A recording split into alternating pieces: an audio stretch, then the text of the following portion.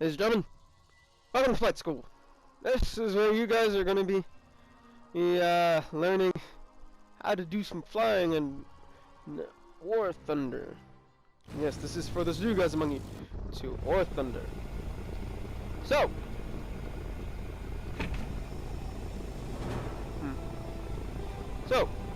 here we have ourselves a British fighter. This is a good one. This is a Hurricane. I'm doing the British thing. It's a Hurricane. So I'm raising the flaps now.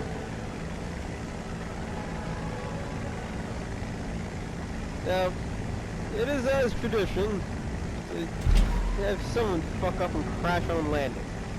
I'm not one of those guys. I don't fuck up my takeoffs. I fucked up my landings though. Yes, I do jingles landing 3 times. Now, here we are in the great blue yonder. I'm trying to get there. Now, this is a start to the introductions to flying here. There's going to be basic things of, yaw and such that we're going to need to cover, so let's cover for some of the things of flight that we should know about. Mainly, flying in War Thunder is difficult to find in a lot of other games to a point. Immediately that one comparison got to mind, because I literally was just playing it, and I said, yeah, let me do some War Thunder, because I like the controls here a bit better. It's more intuitive. Is enlisted, also produced by Nike. So,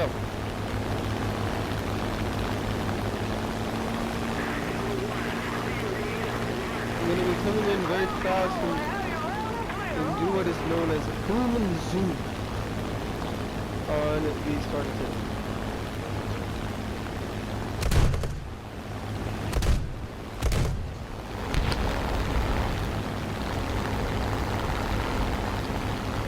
Now, what I'm doing here is very much not recommended. I'm going vertically up to regain altitude. Okay?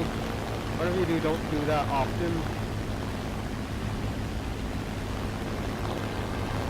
But that's how you regain.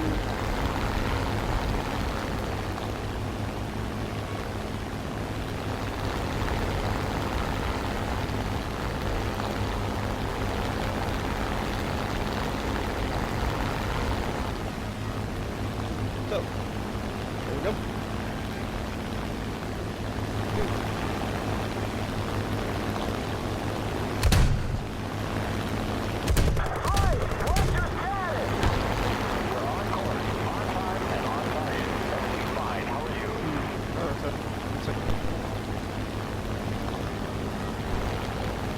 Why am I aiming so foggy? Simply because I have 2 giant mufflers of 40mm on your front wing. That's not exactly known for having the best steering.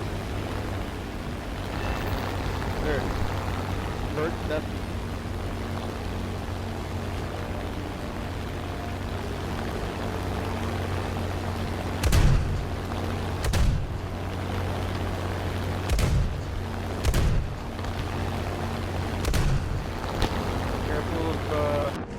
Where you are in this image. Now, here's something that you may or may not want to keep in mind, ladies and gentlemen. Keep in mind about how your guns function. I say that for a very good reason. And function is the best term here. Because I'm going to show you exactly what I mean.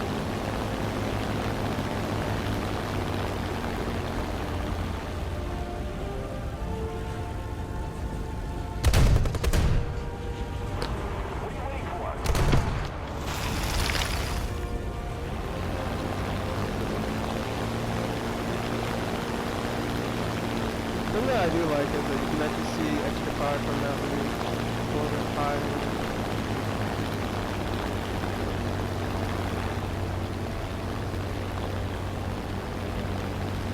Just look at the exhaust of the higher rest. Let's see the thing come out. Destroy by fire. Perfect. So, here's where, no, this is where we're gonna actually leave the Hurricane, and we actually have to jump over to the Soviets for a second, because what I mean by be aware of your fire, because this is a very weird little intro to aviation, but this is the point of it. Number one, just take your hands off the, just literally put the throttle to max, and take your damn hands off, and you'll be able to take off. Don't do a botched start, which is fucking impressive. I know it's tradition, but don't be that guy. Okay. Number 2. This is where I have to grab one of the MiGs. 15. In this case, I'll grab the 15 BIS. Now, the MiG is a first-generation Soviet fighter, okay? Keep that in mind. It's a very good fighter. It's communist, what do you expect? Now, the BIS is, if I remember right, the ground variant. But look at where... Now, this is specifically for jet engines. If we ever get jet engines, I don't know. But, for something like this, the BIS has a large N37 cannon and 2 NR-23, okay?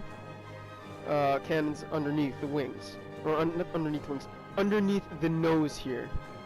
In fact, you're looking at the 37 right there, and god damn it, fucking, hold on, let me pull up the armor. Okay, no, X-ray is what I need. Here it is. And here are the 2 N23s. Right next to... Christ. Turn... And there it is.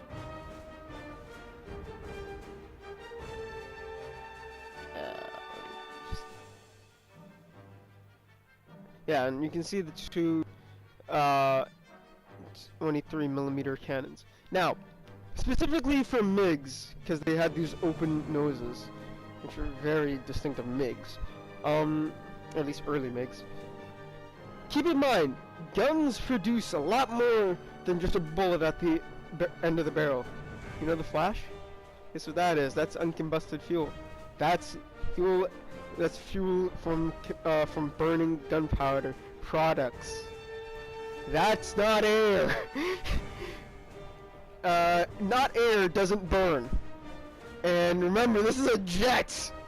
It needs air to burn to get you thrust! Yes, MiGs were notorious for having a slight issue on certain ones, especially if they got upgunned or they had particularly powerful guns. There's a YouTube channel called Paper Skies. Go check him out. Ukrainian guy, great guy. And he creates great videos. And he has an entire series on Nebula.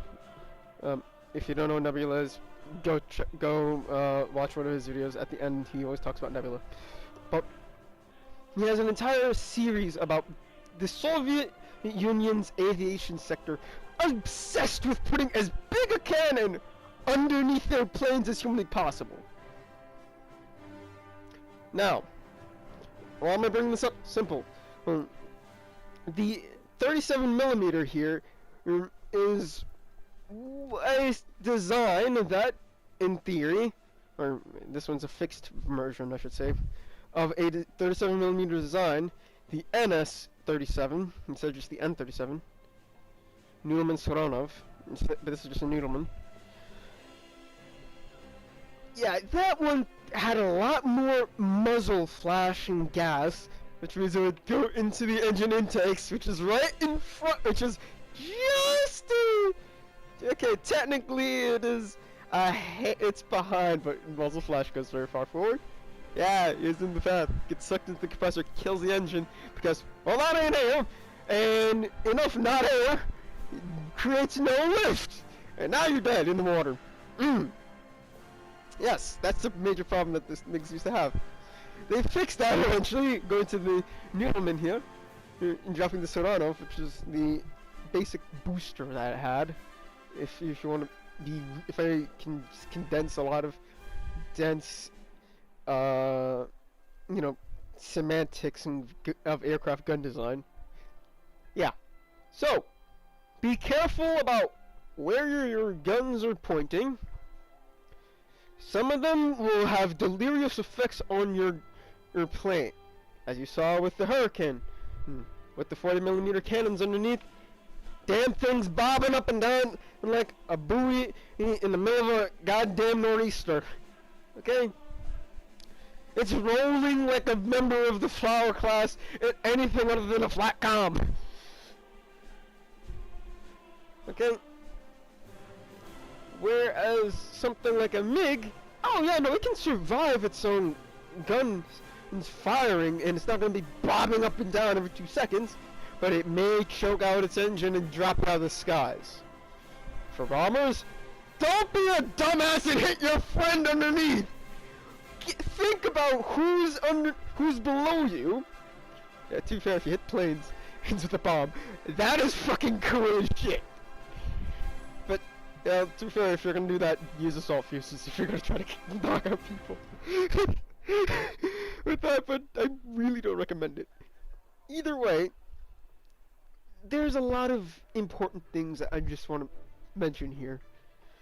I know this is just the introduction to the class, but this is something that I really, if you decide to leave right now, you take away, and that's why it's so important that this is the introduction to, for those new guys among you to War Thunder Aviation.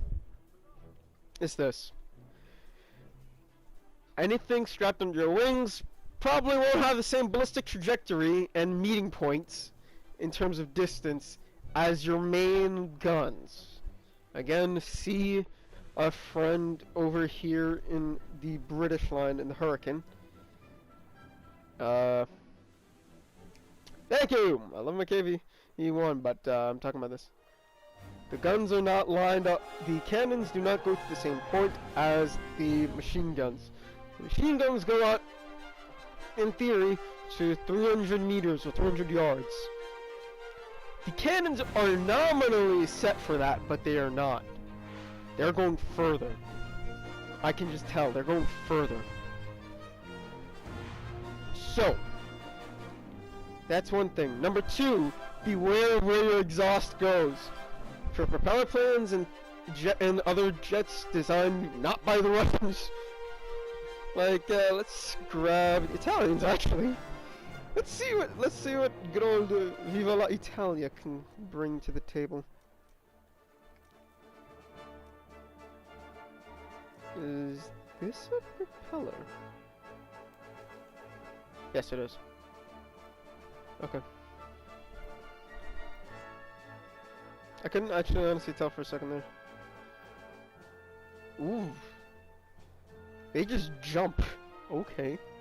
Ah, yeah, here's the 7-1. This is American. This is Sabre. Yeah, the Sabres also had the exact same thing. But notice where, now you say, ha, but this has the same problem. No. Number one, these are Brownings. These are 50 caliber machine guns. Which means they don't have the same kind of problems. Why? Simple. As big a fireball as a 50 BMG is, it's not as big as an actual cannon round. Remember, in terms of aviation, we're talking about cannons anything over a 50 cal. So everything over 13 millimeters, really. Okay, if you really want to push it, technically it's everything over a anti-tank round. So that can be, or an anti-tank rifle round, which, depending on who's who, it can be as small as a 50 cal or as large as the actual 20 millimeter. Well, at that point, we actually do call it cannon. So normal convention stands, if it's 20 millimeter or above, it's cannon. Semantics and definitions aside, there you go. Now, you say, I said, why doesn't it have the same problems here? The Sabre from Italy? Simple. The Browning machine guns are above. Even if they're cannons, they're above the intake, which means the jet stream blows it away from the cannon, not into, blows it away from the intake, not into the intake. I mean, if you were to put cannon above, I mean, you'd blind the pilot. But hey, if you want to do that, go ahead. Not stopping you. Well, of course, I have to go to the. I could have actually gone probably to the, whatchamacallit. No, whatchamacallit. I could have stayed with the British. So, we're looking around a little bit here. But this is the kind of things that you're probably more expecting. Something a little bit more traditional like the jet fighter. Well, you may or may not eventually get up there to talk about it.